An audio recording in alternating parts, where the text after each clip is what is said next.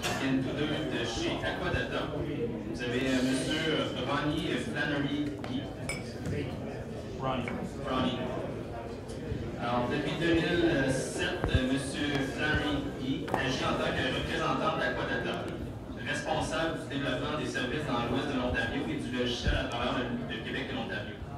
Il est également chargé de projets pour divers mandats, dont les projets de scrutation des réseaux d'égouts pour les villes de Toronto, Oakville et Alton, entre autres. Et il offre la formation à l'utilisation des divers modules du logiciel AquaGeo.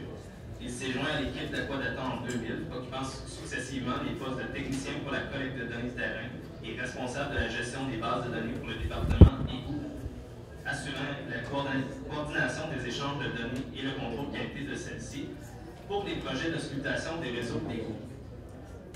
Ouais, il manque des virgules, je sais pas. Il est membre du Conseil permanent des infrastructures souterraines du CERIU, participant activement dans divers comités de travail. Il représente le Québec auprès de la NASCO et auprès de la CSA, donc dans les dossiers concernant l'uniformisation de protocoles d'analyse et de stockage de données d'inspection de réseaux d'égouts.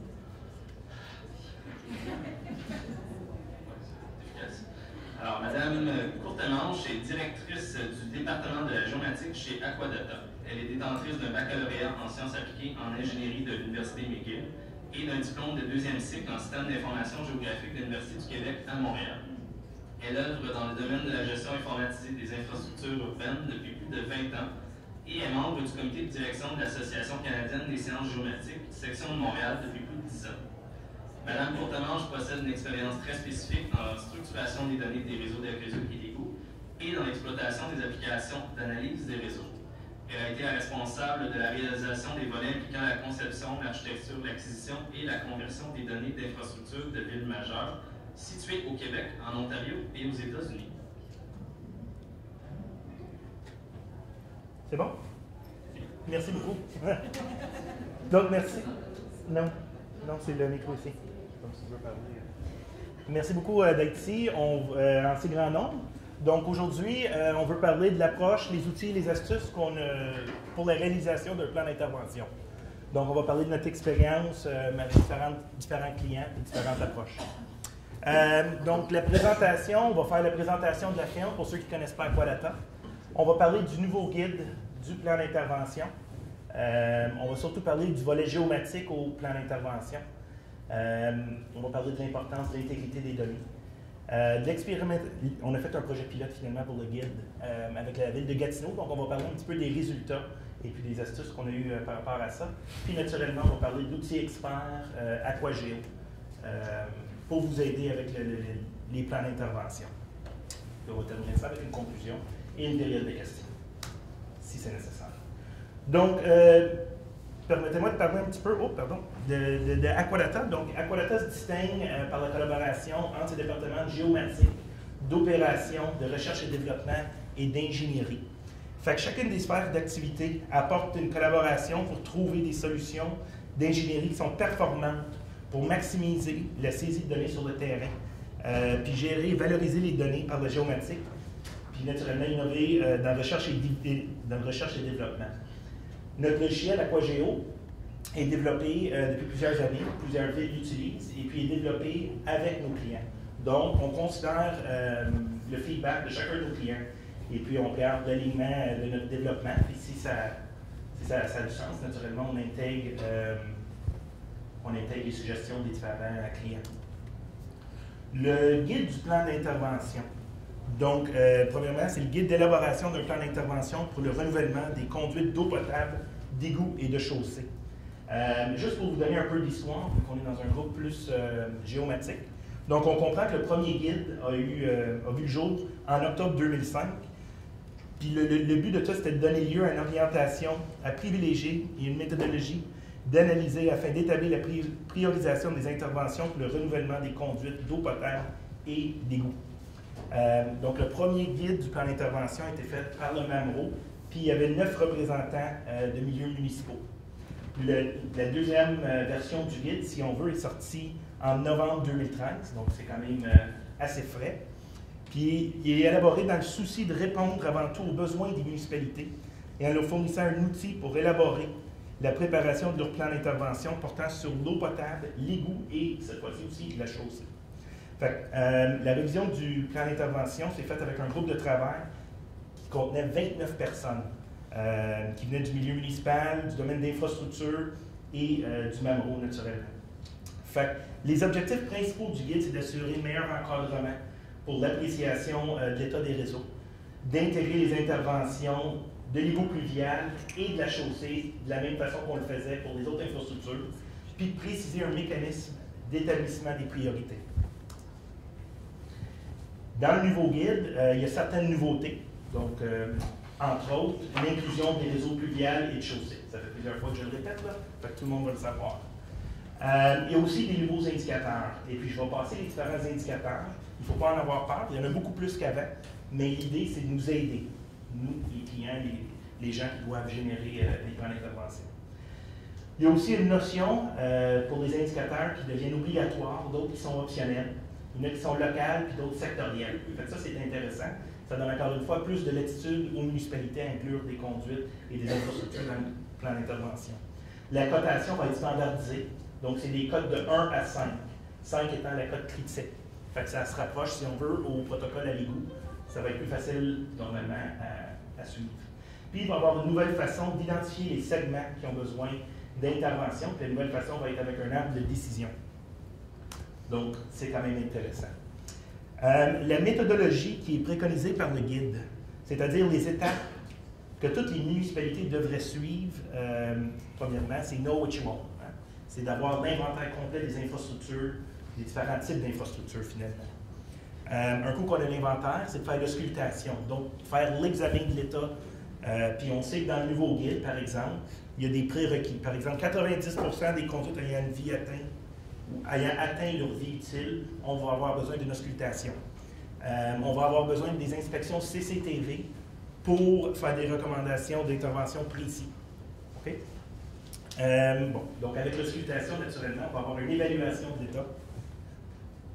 Avec ça, on va pouvoir établir les priorités, puis faire des recommandations préliminaires. On va pouvoir finalement déposer notre plan d'intervention au MAMRO. Un coup que c'est approuvé, on planifie la programmation des travaux. On va les réaliser. Puis l'idée, c'est de mettre à jour les informations. On a pris une photo finalement en faisant de l'auscultation, en prenant l'inventaire.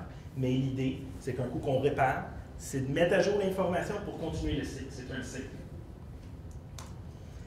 Donc, je vais vous montrer les fameux indicateurs. On parle d'eau potable. Donc, on est rendu avec 11 indicateurs. Donc, le nombre de réparations, le taux de réparation, la durée de vie écoulée, la qualité et pression d'eau, l'épaisseur relative résiduelle de la paroi, la susceptibilité au gel, la pression statique mesurée, protection incendie mesurée, la pression statique, une étude, capacité de protection incendie, étude, et puis qualité de l'eau. OK? Plus, avant il y en avait 4, maintenant on a 11. Mais il y en a juste 4 qui sont obligatoires. Donc, les autres sont optionnels et puis sont là si vous voulez les utiliser. Donc, par exemple, si vous avez des problèmes de gel, bien, on va pouvoir faire sortir des conduites d'aqueduc dans le plan d'intervention puis l'inclure. Donc, c'est pour vraiment donner plus de latitude aux municipalités. Il y a le principe de catégorie, donc structurale, qui va permettre d'apprécier l'état physique ou structural de l'infrastructure, donc voir son intégrité et sa dégradation.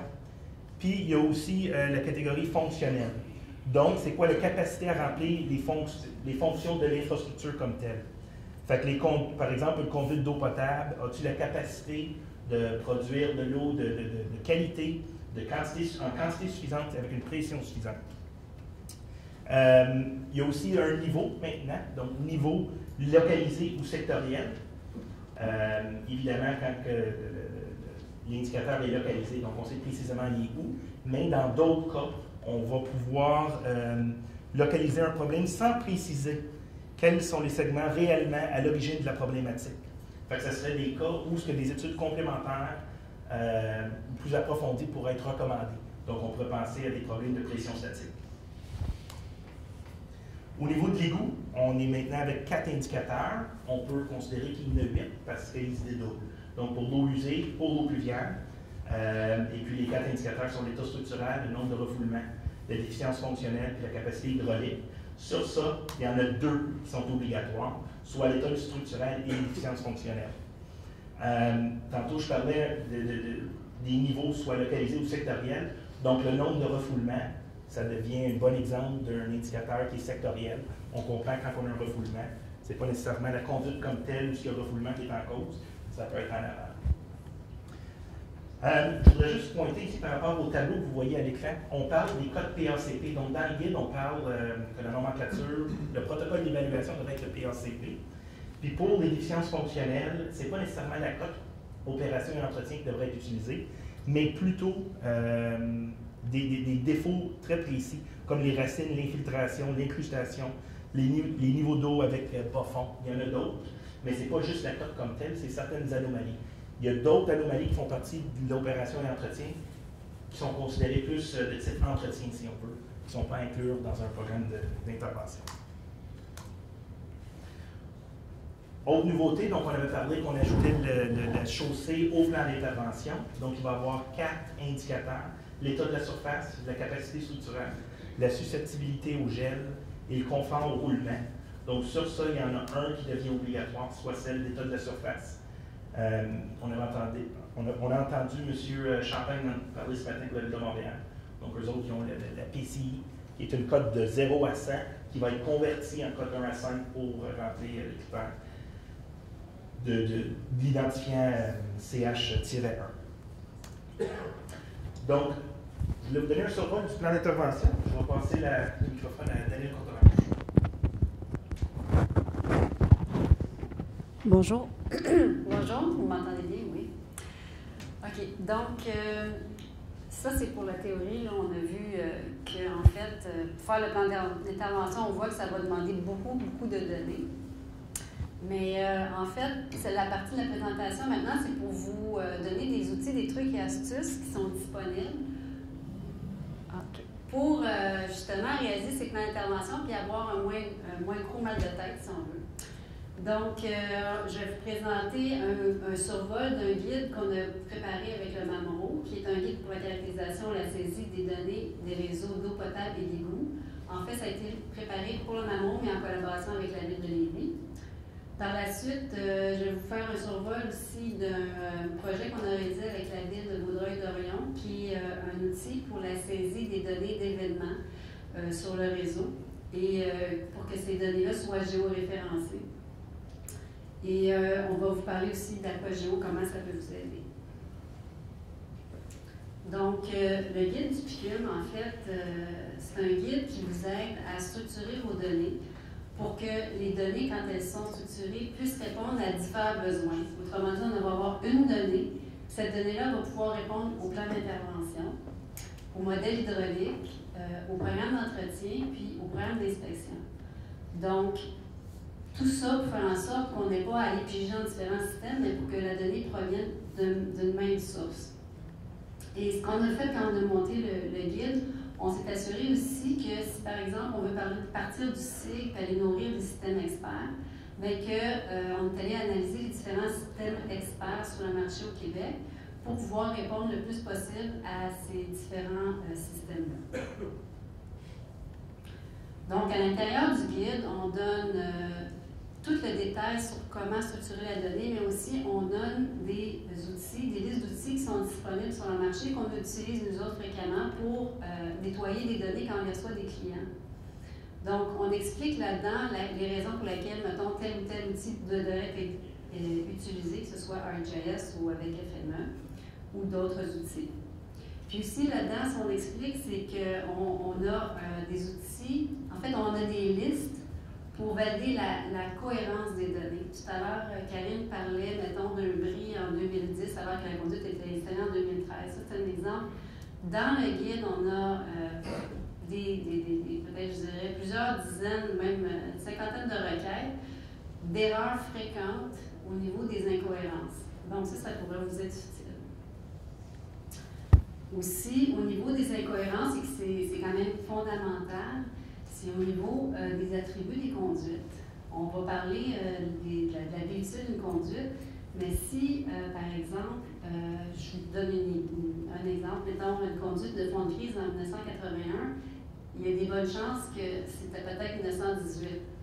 Il y a des gens qui connaissent ces informations-là, qui vont pouvoir tout de suite corriger ça, mais il y en a beaucoup qui sont à la saisie de données et qui ne font aucune différence. En fait, ils ne connaissent pas vraiment le fondamental, le déconduit.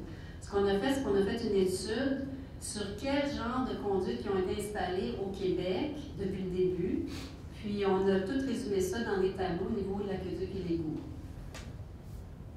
Donc, c'est disponible. En passant, le guide de caractérisation est disponible sur le site du MAMO. Vous pouvez en faire la requête, vous nous envoyez un petit courriel, on va pouvoir vous en envoyer une copie. Donc, c'est ça. Ah oui, puis dans le guide, ce que je n'ai pas indiqué, c'est qu'on parle aussi, Ronnie parlait du CNU PACP, NMACP. On explique dans le guide comment utiliser ça et faire en sorte que si on va en appel d'offres, que ce soit bien défini pour que quand la donnée revienne, que ce soit plus facile à intégrer dans le SIG. Donc, le deuxième projet qu'on a fait, puis qui pourrait être utile aux municipalités, c'est qu'on a développé avec la Ville de Vaudreuil, comme je disais tout à l'heure, un module de saisie d'événements. Donc, pour justement pallier au problème du fait que souvent, un bris ou une fuite est indiqué en face d'une adresse, mais le problème, c'est que l'adresse, le terrain a 300 pieds de large. Fait que la précision du bris, on s'entend que c'est pas très précis.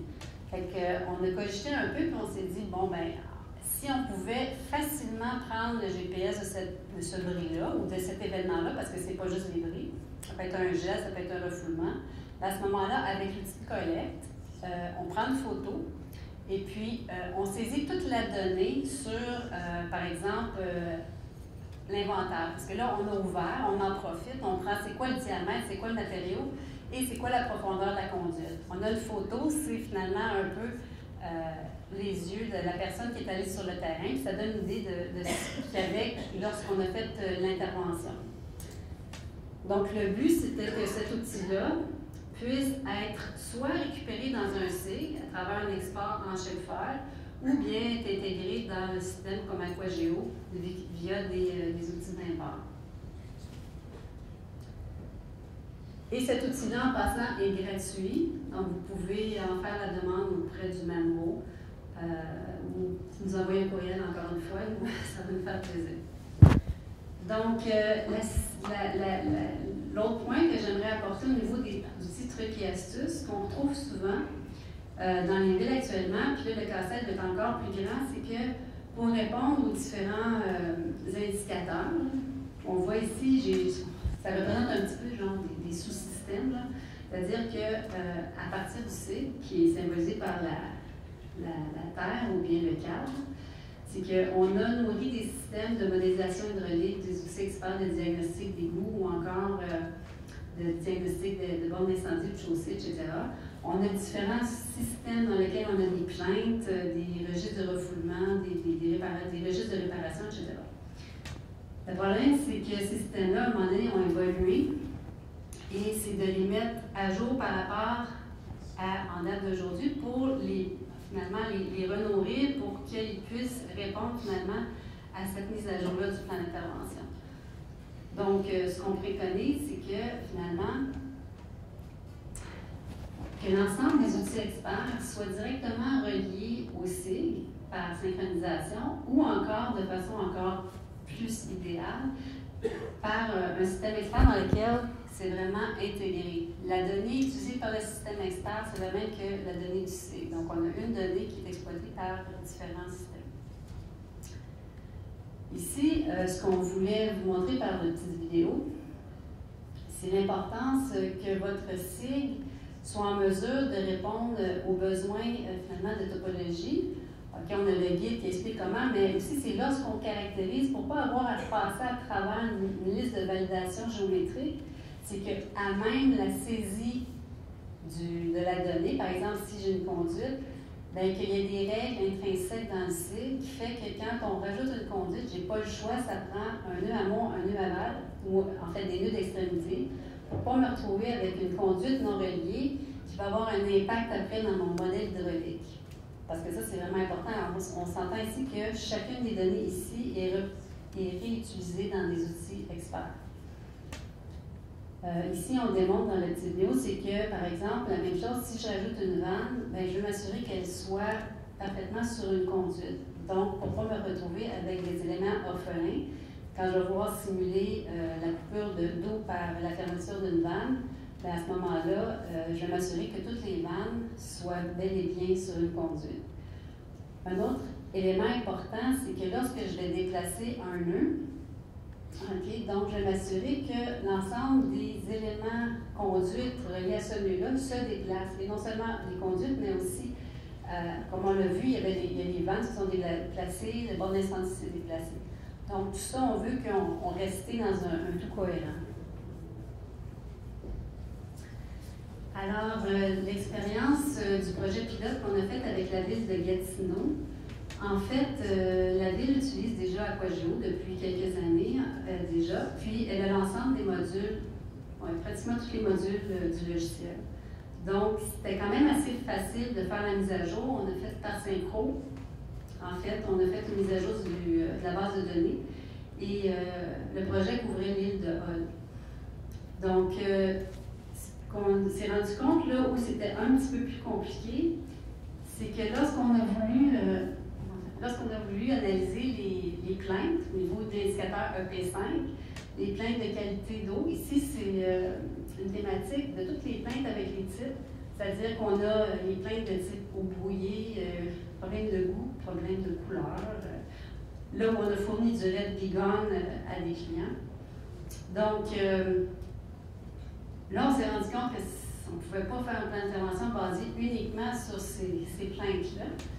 Donc, on a fait une thématique, on a dit, bon, ben, on va voir, est-ce qu'il y avait un lien entre le moment où on a fait des réparations, des remplacements de conduite et les plaintes. Puis, effectivement, on a éliminé un paquet de plaintes qui étaient en lien avec les travaux qu'il y avait sur le réseau à ce moment-là. Par la suite, on a analysé aussi les moments où il y avait du rinçage unidirectionnel, les périodes de rinçage. Donc, tout ça, quand il y avait des plaintes en lien avec ça, on les a éliminés. Donc, ça a fait que ça diminuait beaucoup. Mais en parler, en restait quand même passablement. Fait que ce qu'on a fait, c'est qu'on est allé voir le service technique et les travaux publics. Puis, avec eux, on est venu raffiner encore pour pouvoir sortir l'indicateur EP5 de façon plus cohérente.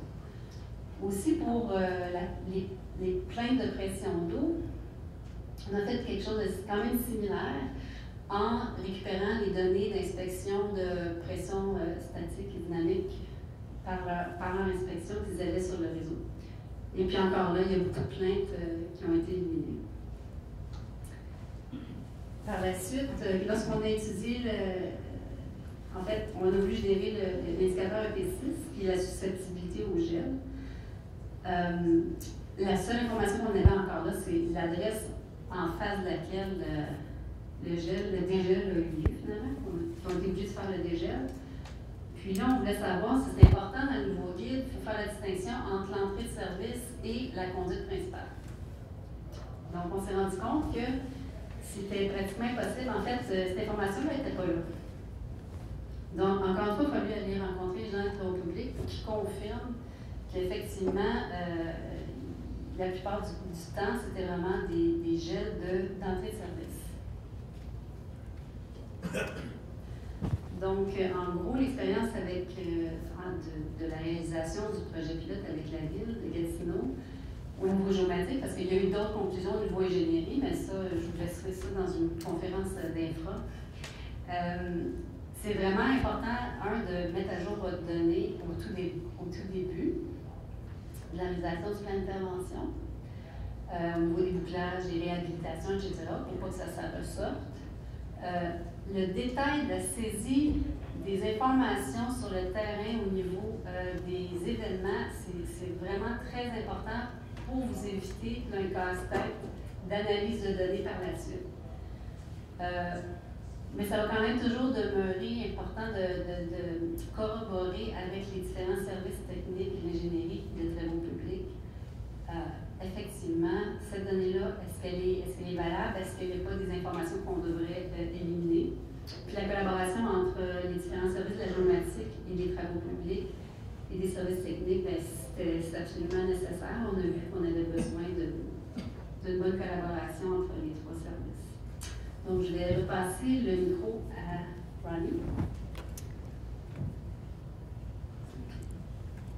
plus les deux.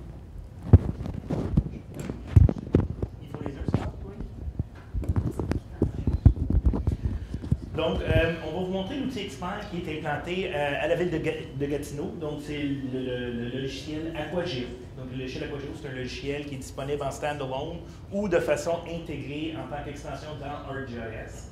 Quand il n'est pas intégré, donc, il y a un module de synchronisation qui va se connecter sur des bases de données pour permettre d'avoir à éviter à mettre à jour deux sources de données.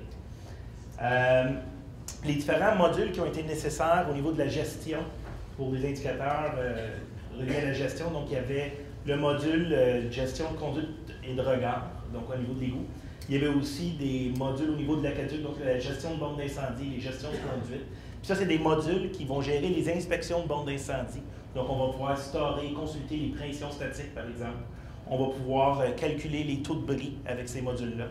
Donc, c'est tous des modules qui sont nécessaires au niveau de la gestion pour le plan d'intervention. Au niveau de l'hydraulique, donc naturellement, il y a un volet balancement hydraulique au niveau plan d'intervention. Pardon. Donc, le module de balancement statique répond bien à ça. Puis, on peut rajouter aussi, un coup qu'on a une maquette ou un modèle hydraulique fonctionnel, on peut rajouter des modules comme la protection incendie, qui est son propre indicateur de lui-même. Donc, il est optionnel, mais bon, si on a accès à ces informations, on va pouvoir les considérer. Le module intégrateur, si on veut, c'est notre module de SIAD. On en a deux. Donc, un à plus court terme, qu'on va appeler le plan d'intervention de l'AMRO, comme on le connaît. Fait que c'est le module intégrateur qui va joindre l'information de l'aqueduc, l'égout de la voirie, puis générer les livrables pour le plan d'intervention.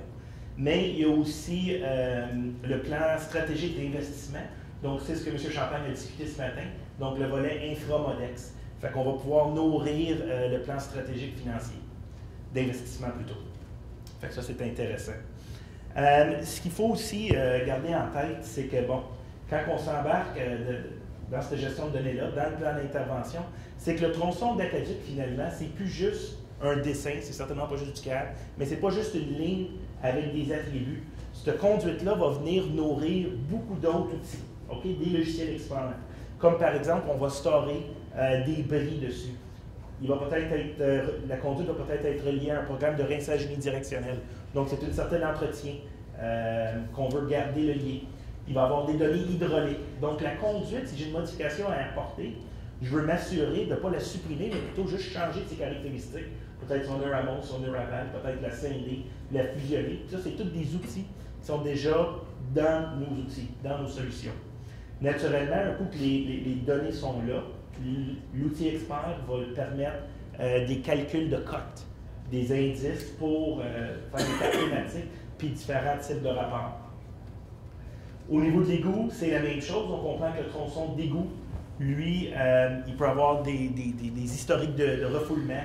Il peut avoir du curage. Souvent, les villes, on voit qu'ils ont des programmes de nettoyage du réseau d'égout. Certainement, il va y avoir des auscultations. Donc, on veut garder l'information sur ces auscultations-là. Puis, j'en ai parlé un petit peu des auscultations parce qu'on sait que le programme demande le protocole PACP, Cellular PACP. C'est important pour les gens de géomatique d'être au courant de tout ça parce que ce protocole permet de faire l'import et l'export des données pour tous les logiciels qui sont certifiés. Fait qu'on ne s'attache pas les mains, c'est super facile. Mais il faut donner les bonnes informations aux contracteurs ou aux services de travaux publics. Donc, si on va faire une inspection sur une conduite, il faut utiliser le bon numéro de conduite, le bon regard amont, le bon regard aval. On ne peut plus inspecter la conduite 1 entre le regard A et B sur la rue P9, puis la conduite A entre le regard 1 et 2 sur la rue P10, ainsi de suite. Il faut utiliser les bonnes informations géomatiques, il faut dévoiler ces informations-là. Avec les données d'auscultation, naturellement, ça va être d'aller un petit peu plus loin, pas juste de générer une cote, mais c'est d'aller voir, ça va être quoi la recommandation au niveau du plan d'intervention. Fait que de voir les anomalies sur la conduite positionnées avec une distance. Fait que je peux faire une réparation ponctuelle ou un gainage, par exemple. Puis on va même pouvoir se promener puis voir une anomalie spécifique. La photo va apparaître, puis on va pouvoir prendre une décision de façon efficace. Donc c'est un peu ça le but de tout ça, d'utiliser ces données d'inspection-là. Naturellement, il y a aussi beaucoup d'outils qui sont préprogrammés, qui vont générer des rapports photos, où ce qu'on va pouvoir trouver des endroits où il y a des vermines, par exemple. C'est peut-être pas important pour le plan d'intervention, mais certainement d'un point de vue entretien, les rats, les vermines, c'est important.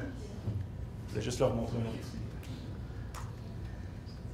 Au niveau de la voirie, donc naturellement, le module de voirie va contenir tout l'inventaire, mais c'est plus que juste l'inventaire pour la voirie, encore une fois. Ça va être relié au plan d'intervention puis aux différentes auscultations qu'il va avoir eu sur les tronçons de voirie, comme par exemple l'état de la surface. Donc, on va pouvoir les afficher, les calculer, et générer différents rapports. Donc, un coup qu'on a toutes ces informations-là sur nos différentes infrastructures, le module intégrateur, donc ça c'est le SIAD à court terme, si on veut, au niveau 1, lui va venir regrouper l'information des différentes infrastructures, puis il va générer notre plan d'intervention. Donc, les chiffriers qui sont nécessaires quand on va déposer le plan d'intervention, les différentes annexes. Donc, on sait qu'il y en a 5, puis il va y avoir des données d'inventaire, il va y avoir des données qui vont avoir été calculées. Okay, je pensais que tu faisais ça. Ben oui, un peu. Oui, hein? Donc, il va y avoir des données d'état, des données de priorisation, des interventions. Donc, ce n'est pas juste des données d'inventaire, c'est des calculs, des résultats qui vont être générés à partir de ce module-là. Donc, bon, on va faire une conclusion rapide. Donc, dans le nouveau guide, il y a plusieurs informations à colliger. Bon, il y a de l'inventaire, il y a de l'auscultation, puis il y a des données qui vont être calculées en fonction de ces résultats-là. Okay? Il faut organiser les données. Donc, on a vu des exemples, à Gatineau par exemple. Oui, on avait un registre avec les refoulements et les plaintes, mais des fois, il faut aller un petit peu plus loin puis avoir un petit peu plus d'informations. Il y a des outils qui sont disponibles, qu'on a fait avec le PICUF, qu'on a fait avec le FTMR2, avec d'autres villes aussi qui sont disponibles. Vous pouvez nous contacter, on va vous mettre en lien. Il y a aussi naturellement l'outil Aquageo qui est disponible. Celui-là, par exemple, n'est pas gratuit. Wow. Il faut savoir saisir les bonnes informations. Souvent, quand il y a un événement sur un réseau, on a la chance de faire une tranchée et d'aller chercher des informations. Le type de sol, le type de conduite, l'avant. Bon, c'est de saisir ces informations-là, puis peut-être qu'on va pouvoir les utiliser dans le plan d'intervention. Donc, naturellement, d'avoir le tout intégré plutôt que plusieurs sources de données, ça va vous donner un avantage. Ça va être beaucoup plus facile pour le plan d'intervention actuel, mais aussi pour les prochains. Donc, c'est un pas dans la bonne direction. Puis finalement, je pense que la chose la plus importante, c'est la collaboration entre les différents services. Donc, on parle des services techniques, on parle des travaux publics, puis certainement la géomatique. Je pense que tout le monde se rend compte aujourd'hui que la géomatique est un élément essentiel au processus. Donc, sur ça, je vous remercie beaucoup. Désolé d'avoir pris un peu plus de temps. Si vous avez des questions, je n'hésite pas à nous contacter. Merci.